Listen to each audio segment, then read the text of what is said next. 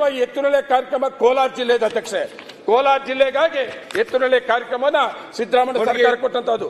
ಆಮೇಲೆ ಬಂದಂತ ಸರ್ಕಾರಗಳು ಸಹಕಾರ ಕೊಡದೇ ಇದ್ದಿದ್ದರಿಂದ ಈಗಿನ ಸರ್ಕಾರ ಈಗಿನ ಬಜೆಟ್ ಅಲ್ಲಿ ನಮಗೆ 241 ಕಿಲೋಮೀಟರ್ ಇವತ್ತು ಈ ಎತ್ತಿನೊಳಗೆ ಸಹಕಾರ ಕೊಟ್ಟರಿಂದ ನನ್ನ ಪ್ರಕಾರ ಕೋಲಾರ ಜಿಲ್ಲೆಯ ನಂಬಿಕೆನ ಉಳಿಸಿಕೊಂಡಂತ ಈ ಸರ್ಕಾರ ಮಾಡಿದೆ. ಎತ್ತಿನೊಳೆ ಒಂದು ವರ್ಷದಲ್ಲಿ 241 ಕಿಲೋಮೀಟರ್ ರೀಚ್ ಆಯ್ತು ಅಂದ್ರೆ ನಮ್ಮ ಕೋಲಾರ ಜಿಲ್ಲೆಗೆ ಎತ್ತಿನೊಳೆ. ಅಧ್ಯಕ್ಷೆ ಆಯ್ತು ಅಧ್ಯಕ್ಷ, ಮುಗಿಸ್ತೇನೆ ಅಧ್ಯಕ್ಷೆ. ನಮ್ಮ ಜಿಲ್ಲೆಗೆ ಈ ಬಜೆಟ್ ಅಲ್ಲಿ ಅಧ್ಯಕ್ಷೆ ಯಾವುದೇ ಸರ್ಕಾರ ಯಾವುದೇ ಮುಖ್ಯಮಂತ್ರಿ ಕೋಲಾರ ಜಿಲ್ಲೆಯನ್ನು ಗುರುತಿಸುವಂತ ಕೆಲಸ ಮಾಡಿರಲಿಲ್ಲ ಅಧ್ಯಕ್ಷೆ. ಈ ಸಾರಿ 8 ಕಾರ್ಯಕ್ರಮಗಳನ್ನು ಕೊಟ್ಟಿದ್ದು ಸನ್ಮಾನ್ಯ ಸಿದ್ದರಾಮಯ್ಯ ಅವರು ಬಜೆಟ್ ಅಲ್ಲಿ. ವಿಶೇಷವಾಗಿ PPP ಮಾಡಲ್ ಮೆಡಿಕಲ್ ಕಾಲೇಜ್ ಕೊಟ್ಟಿದ್ದಿರ್ಬೋದು, ಮಾಲೂರಿಗೆ ಹಾಸ್ಪಿಟಲ್ ಹೊಸ ಹಾಸ್ಪಿಟಲ್ ಮಾಡುವಂತಹದ್ದಿರ್ಬೋದು, ಮತ್ತೆ ಒಂದು ದೊಡ್ಡ ಇಂಡಸ್ಟ್ರಿಯಲ್ ಇದೆ ಅಧ್ಯಕ್ಷೆ. ನಮ್ಮ ಮಂತ್ರಿ ಇಲ್ಲೇ ಇದ್ದಾರೆ. ಕೋಲಾರ ಮತ್ತೆ ಮಾಲೂರು ದೊಡ್ಡ ಇಂಡಸ್ಟ್ರೀಸ್ ಇದೆ. ಸಾವಿರಾರು ಜನ ಹೆಣ್ಣು ಮಕ್ಕಳು ಅಧ್ಯಕ್ಷೆ. ಆ ಹೆಣ್ಣು ಮಕ್ಕಳಿಗೆ ಒಂದು ವಸತಿ ಅನುಕೂಲ ಮಾಡಿಕೊಡು. 6,000 ಹೆಣ್ಣು ಮಕ್ಕಳಿಗೆ ಆ ಫ್ಯಾಕ್ಟರಿ ಕೆಲಸ ಮಾಡುತ್ತವರಿಗೆ ಹಾಸ್ಟೆಲ್ ಮಾಡಿಕೊಟ್ಟಂತ ಅಂತವ್ದಿರ್ಬೋದು. ಆ ಜೊತೆಗೆ ವಿಶೇಷವಾಗಿ ಅತಿ ಹೆಚ್ಚಿಗೆ ಇಂಡಸ್ಟ್ರಿಯಲ್ ಇರೋದ್ರಿಂದ ಜೀರೋ ಪೊಲ್ಯೂಷನ್ ಕಂಟ್ರೋಲ್ ಮಾಡೋಕೆ ಒಂದು ಪಾರ್ಕ್ ಅನ್ನು ಮಾಡುವಂತಹದ್ದಿರ್ಬೋದು. ಇಂತಹ ಯೋಜನೆ ಸುಮಾರು ಕಾರ್ಯಕ್ರಮಗಳ ನಮ್ಮ ಜಿಲ್ಲೆ ಸನ್ಮಾನ್ಯ ಮುಖ್ಯಮಂತ್ರಿ ಸಿದ್ದರಾಮಯ್ಯ ಸಲ್ತದೆ ಅಧ್ಯಕ್ಷೆ. ಇನ್ನೂ ಮಾತಾಡೋದಿತ್ತು, ತುಂಬಾ ಅರ್ಜೆಂಟ್ ಹೇಳ್ತಾ ಇದ್ರೆ ನಿಮ್ಗೆ ಧನ್ಯವಾದಗಳು ಅಧ್ಯಕ್ಷೆ. ಮುಗಿಸಬೇಕು. ನೆಕ್ಸ್ಟ್ ತೆಂಗಿನಕಾಯಿ ಮುಂಚೆ ನಮ್ಮ ಬಜೆಟ್ ಮೇಲೆ ಮಾತಾಡಲಿಕ್ಕೆ ಅವಕಾಶ ಮಾಡಿಕೊಟ್ಟಕ್ಕೆ ಧನ್ಯವಾದಗಳು ಅಧ್ಯಕ್ಷರೇ. ಇವತ್ತು ಮಂತ್ರಿ ಅವರು 4,09,549 ಕೋಟಿ ಬಜೆಟ್ ಅನ್ನು ಮಂಡನೆ ಮಾಡಿದ್ರು, ಸಂತೋಷ. ಆದರೆ ಇವತ್ತು ಹುರಿಡಗಲಿ ಕ್ಷೇತ್ರ ನಂಜುಂಡಪ್ಪ ವರದಿಯಲ್ಲಿ ಅತಿ ಹಿಂದುಳಿದ ಕ್ಷೇತ್ರ ಅಂತಿದೆ. ನಾನು ಹೋದ ವರ್ಷದ ಬಜೆಟ್ ಅಲ್ಲಿ ಏನು ಸಿಗಲಿಲ್ಲ, ಈ ವರ್ಷದ ಬಜೆಟ್ ಅಲ್ಲಿ ಏನೊಂದು ಸಿಗಬಹುದು, ಆ ಕ್ಷೇತ್ರಕ್ಕೆ ಯಾವುದೋ ಒಂದು ಯೋಜನೆ ತಗೋಬಹುದು ಅಂತೇಳಿ ಅನ್ಕೊಂಡೆ ಅಧ್ಯಕ್ಷರೇ. ಈ ಬುಕ್ಕಲ್ಲಿ ಪೂರ್ತಿ ಬುಕ್ ಓದಿದ್ರು ಕೂಡ ಎಲ್ಲಿ ಕೂಡ ಹುರಿಡಗಲಿ ಅನ್ನೋದು ಅಕ್ಷರನೇ ಸಿಗಲಿಲ್ಲ ಅಧ್ಯಕ್ಷರೇ. ನನ್ನ ಕ್ಷೇತ್ರದಲ್ಲಿ ಸಿಂಗಟ್ಲೂರು ಏತ ನೀರಾವರಿ ಯೋಜನೆ ಆಗಿ ಸರಿಸುಮಾರು 16 ವರ್ಷ ಕಳೆದೋಗಿದೆ. ಇವತ್ತು ಆ ಯೋಜನೆಯಲ್ಲಿ ಭೂಮಿ ಕಳೆದ ರೈತರು 16 ವರ್ಷದಿಂದ ಕಾಯ್ತಾ ಇದ್ದಾರೆ. ಇಲ್ಲಿವರೆಗೂ ಅವರಿಗೆ ಪರಿಹಾರ ಸಿಕ್ಕಿಲ್ಲ. ಅದಕ್ಕೆ ಒಂದು ಸ್ಪೆಷಲ್ ಲ್ಯಾಂಡ್ ಅಕ್ವಿಜಿಷನ್ ಆಫೀಸರ್ ಕೂಡ ಇಲ್ಲಿವರೆಗೆ ಹಾಕಕ್ಕಾಗಿಲ್ಲ ಸರ್ಕಾರ ವತಿಯಿಂದ. ಇನ್ನೂ ಕೂಡ ಹೋರಾಟ ಮಾಡ್ತಿದ್ದಾರೆ. ಆ ಇಲಾಖೆ ಎದುರುಗಡೆ ಬಂದು ಸ್ಟ್ರೈಕ್ ಮಾಡೋ ಪರಿಸ್ಥಿತಿ ಉದ್ಭವ ಆಗಿದೆ ಅಧ್ಯಕ್ಷರೇ. ಆ ಕಾಲುವೆಗಳು ಸೋರ್ತದವೆ, ಸೋರ್ಬಿಟ್ಟು ಬೇರೆ ರೈತರ ಹೊಲದಲ್ಲಿ ಇವತ್ತು ನೀರು ನಿಲ್ಲತರ ಪರಿಸ್ಥಿತಿ ಉದ್ಭವ ಆಗಿದೆ. ಆದ್ರೂ ಕೂಡ ಕಾಲುವೆ ರಿಪೇರಿ ಮಾಡ್ಲಿಕ್ಕೆ ಕೂಡ ಇಲ್ಲಿವರೆಗೆ 1 ರೂಪಾಯಿ ಕೂಡ ಅನುದಾನ ಬಿಡುಗಡೆ ಮಾಡ್ತಾ ಇಲ್ಲ. ಅದ್ರ ಜೊತೆಯಲ್ಲಿ ಈ ಹಿಂದೆ 10 ಕೆರೆ ತುಂಬಾ ಯೋಜನೆ ಏನಾಗಿತ್ತು, ಆ 10 ಕೆರೆಯಿಂದ 20 ಕೆರೆಗೆ ಅಂತೇಳಿ ಎಕ್ಸ್ಟೆನ್ಷನ್ ಮಾಡ್ಕೊಂಡಿದ್ದಾರೆ. ಅದರಿಂದ ಯಾವೊಂದು ಕೆರೆ ಕೂಡ ಪರಿಪೂರ್ಣವಾಗಿ ಇವತ್ತು ತುಂಬಲಾರದ ಪರಿಸ್ಥಿತಿ ಉದ್ಭವ ಆಗಿದೆ. ಅಲ್ಲಿ ಬಹಳಷ್ಟು ದಿನದಿಂದ ತಳಕಲ್ ಕೆರೆ, ಬನ್ನಿಕಲ್ ಕೆರೆ, ಹಿರಿಮಲ್ಲಿಕೆರೆ ಕೆರೆ ಡೈರೆಕ್ಟ್ ಆಗಿ ಏನಾರು ನಾವು ಹೊಳೆಯಿಂದ ಏನಾರ ಆ ಪೈಪ್ಲೈನ್ ಮಾಡಿದ್ರೆ ಮಾತ್ರ ತುಂಬಲಿಕ್ಕೆ ಸಾಧ್ಯ. ಈಗ ಒಂದು ಕೆರೆಯಿಂದ ಇನ್ನೊಂದು ಕೆರೆ ತರ ಯೋಜನೆ ಆಗಿದೆ. ಹಾಗಾಗಿ ಸಂಪೂರ್ಣವಾಗಿ ಅದು ವಿಫಲ ಆಗ್ತಾ ಇದೆ. ಹಾಗಾಗಿ ಸರ್ಕಾರಕ್ಕೆ ನಾನು ಒತ್ತಾಯ ಮಾಡ್ತಾ ಇದ್ದೀನಿ, ಮೇಜರ್ ಇರಿಗೇಷನ್ ಸ್ವಲ್ಪ ಅನುದಾನವನ್ನು ಕೊಡಬೇಕಂತೇಳಿ. ಈ ಹಿಂದೆ ತುಂಗಭದ್ರಾ ಜಲಾಶಯ ಹೂಳೆತ್ತವ ಅಂತೇಳಿ ಈ ಹಿಂದಿನ ವರ್ಷ ಕೂಡ ಮಾತುಕತೆ ಮಾಡಿದ್ರು ಸರ್ಕಾರ. ಆಮೇಲೆ ಈ ವರ್ಷ ಕೂಡ ಮಾಡ್ತೀವಿ ಅಂತೇಳಿ ಹೇಳ್ತಿದ್ದಾರೆ ಹೊರತು ಯಾವುದೇ ರೀತಿಯ ಹೂಳೆತ್ತಾ ಇಲ್ಲ. ಹಾಗಾಗಿ ಇವತ್ತು ನಮಗೆ ಸರಿಯಾದ ರೀತಿಯಿಂದ ನೀರಲ್ಲಿ ಸಂಗ್ರಹಣೆ ಆಗಕ್ಕೆ ಆಗ್ತಾ ಇಲ್ಲ ಅಧ್ಯಕ್ಷರೇ.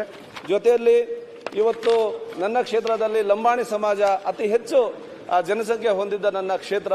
ಇವತ್ತು ಆ ಸಮಾಜದವರು ಬೇರೆ ಕಡೆ ಕಾಫಿ ಎಸ್ಟೇಟ್ಗಳಿಗಾಗಿರ್ಲಿ, ಕಬ್ಬು ಕಡೆಗಾಗಿರ್ಲಿ ಆ ಥರ ಗುಳೆ ಹೋಗ್ತಿದ್ದಾರೆ. ಅವ್ರಿಗೆ ಯಾವುದೇ ರೀತಿಯ ಸರ್ಕಾರ ಗಮನಕ್ಕೆ ತಗೊಳ್ಳಾರದೆ, ಯಾವುದೇ ರೀತಿಯ ಯೋಜನೆ ಇಲ್ಲದೆ ಇವತ್ತು ಇನ್ನೂ ಅವರು ಕಷ್ಟದ ಪರಿಸ್ಥಿತಿಯನ್ನು ಎದುರಿಸ್ತಾ ಇವತ್ತು ಪರಿಸ್ಥಿತಿ ಉದ್ಭವ ಆಗಿದೆ.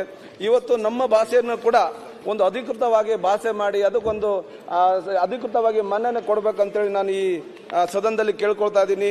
ಹಾಗಾಗಿ ಅದ್ರ ಜೊತೆಯಲ್ಲಿ ಇವತ್ತು ಶಾಲೆ ಕಾಲೇಜುಗಳ ಪರಿಸ್ಥಿತಿ ಹೇಗಾಗಿದೆ ಅಂದರೆ ಅಧ್ಯಕ್ಷರೇ, ಶಾಲಾ ಕಾಲೇಜುಗಳಿಗೆ ಹೋದರೆ ಅಲ್ಲಿ ಟೀಚರ್ಗಳು ಇಲ್ಲ, ಟೀಚರ್ಗಳ ಕೊರತೆ ಇದ್ದಾವೆ. ಆಮೇಲೆ ಅಲ್ಲಿ ಟಾಯ್ಲೆಟ್ ಶೌಚಾಲಯಗಳು ನೋಡೋಕ್ಕಾಗ್ತಾ ಇಲ್ಲ, ಆವರಣಗಳು ನೋಡೋಕ್ಕಾಗ್ತಾ ಇಲ್ಲ, ಸೋರ್ತಿರದ ಶಾಲೆಗಳಿದ್ದಾವೆ. ಹಾಗಾಗಿ ಶಾಲಾ ಕಾಲೇಜಿಗೆ ನಮ್ಮ ಕ್ಷೇತ್ರಕ್ಕೆ ಅತಿ ಹೆಚ್ಚು ಮಾನ್ಯತೆ ಕೊಡಬೇಕಂತೇಳಿ ಕೇಳ್ತಾ ಇದ್ದೀನಿ.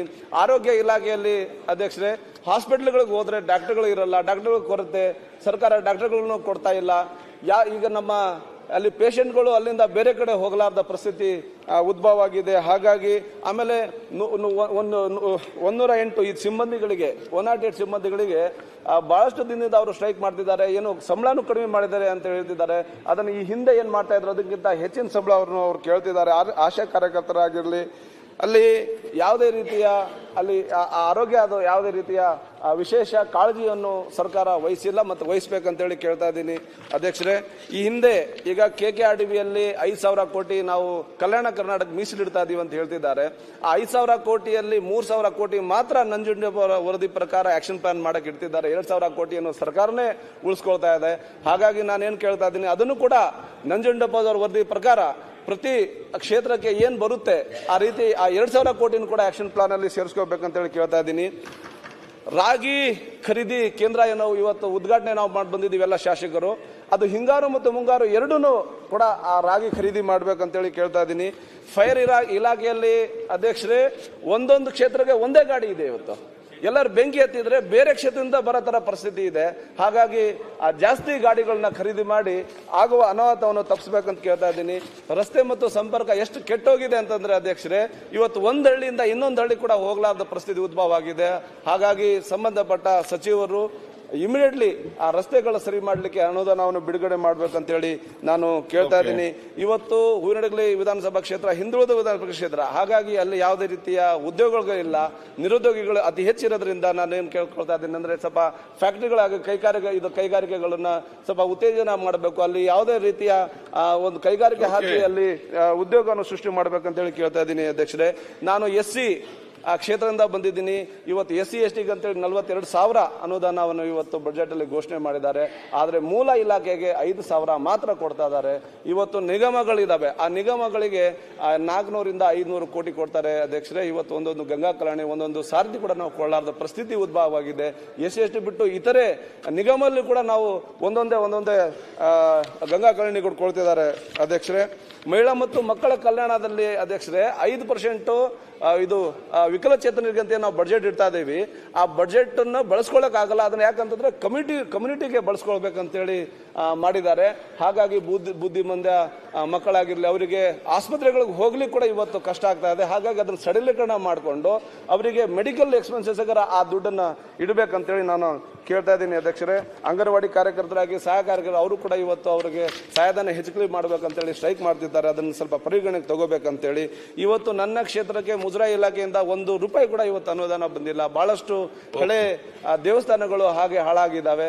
ಹಾಗಾಗಿ ಅದನ್ನ ಜೀರ್ಣೋದ್ಧಾರ ಮಾಡಲಿಕ್ಕೆ ಏನೊಂದು ಸರ್ಕಾರ ಗಮನ ಹರಿಸಬೇಕಂತೇಳಿ ಕೇಳ್ತಾ ಇದ್ದೀನಿ. KSRTCಯಲ್ಲಿ ಅಕ್ಕಪಕ್ಕ ಕ್ಷೇತ್ರದಲ್ಲಿ ವಿಶೇಷ ಅನುದಾನ ಅಂತೇಳಿ ಕೊಟ್ಟು ಬಸ್ಗಳು ಖರೀದಿ ಮಾಡ್ತಿದ್ದಾರೆ. ಆದ್ರೆ ನಮಗೆಲ್ಲ ವಿರೋಧ ಪಕ್ಷದವರು ಅಂತೇಳಿ ₹1 ಯಾವುದೇ ರೀತಿಯ ಅನುದಾನಗಳು ಕೊಡ್ತಾ ಇಲ್ಲ. ಹಾಗಾಗಿ ಹಳೆ ಬಸ್ಸನ್ನು ಇವತ್ತು ಓಡಿಸೋ ಪರಿಸ್ಥಿತಿ ಉದ್ಭವ ಆಗಿದೆ. ವಿದ್ಯಾರ್ಥಿಗಳಿಗೆ ಬೆಳಿಗ್ಗೆ ಶಾಲಾ ಕಾಲೇಜು ಕೂಡ ಹೋಗ್ಲಿಕ್ಕೆ ಪರಿಸ್ಥಿತಿ ಗಂಭೀರ ಆಗ್ತಾ ಇದೆ ಅಧ್ಯಕ್ಷರೇ. SC ST ಅನುದಾನವನ್ನು SC ST ಸಮಾಜಕ್ಕೇನೆ ಅಂತಾನೆ ಇಡಬೇಕು. ಇವತ್ತು SC ST ಸಮಾಜದವರು ಬಹಳಷ್ಟು ಹಿಂದುಳಿದಿದ್ದಾರೆ. ಆ ದುಡ್ಡು ತಗೊಂಡು ಬೇರೆ ಯೋಜನೆ, ಕೇಂದ್ರ ಯೋಜನೆ ಜೊತೆ ಅದನ್ನು ಜೋಡಿಸೋದ್ರ ಬದಲಾಗಿ ನೇರವಾಗಿ ಅವರಿಗೆ ಕೊಟ್ಟು ಅವ್ರನ್ನ ಮುಂದೆ ಎತ್ತ ಕೆಲಸವನ್ನು ಮಾಡ್ಬೇಕಂತೇಳಿ ಕೇಳ್ತಾ ಇದ್ದೀನಿ. ಧನ್ಯವಾದಗಳು ಅಧ್ಯಕ್ಷರೇ, ನನಗೆ ಮಾತಾಡೋಕೆ ಅವಕಾಶ ಮಾಡಿಕೊಟ್ಟಿದ್ದೀನಿ. ಈಗ ಮಹೇಶ್ ತೆಂಗಿನಕಾಯಿ, ಅದಕ್ಕಿಂತ ಮುಂಚೆ ಬಾಬು ಚವನ್ ಕೊಟ್ಟಾಗ ನೀವು ಇರಲಿಲ್ಲ. ಸನ್ಮಾನ್ಯ ಸಭಾಧ್ಯಕ್ಷರೇ, ಬಜೆಟ್ ಮೇಲೆ